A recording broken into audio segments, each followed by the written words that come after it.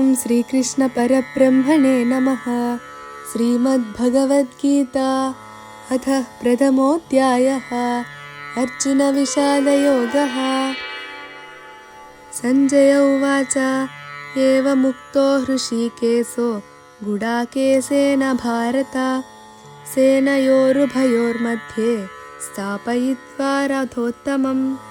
సంజయుడు ఇలా పలికెను, ఓ ధృతరాష్ట్ర, అర్జునుడి చేత ఈ విధంగా కోరబడిన శ్రీకృష్ణుడు ఆ దివ్యమైన రథాన్ని రెండు సైన్యాల మధ్య నిలిపాడు.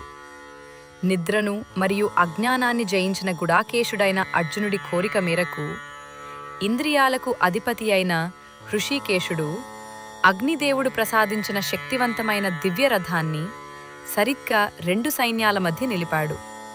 భగవంతుడు తన భక్తుడి ఆజ్ఞను ఎలా పాటించాడో ఈ శ్లోకం తెలియజేస్తుంది. ఈ కంటెంట్ మీకు నచ్చినట్లయితే లైక్ చేయండి, షేర్ చేయండి, సబ్స్క్రైబ్ చేయండి. ధన్యవాదాలు.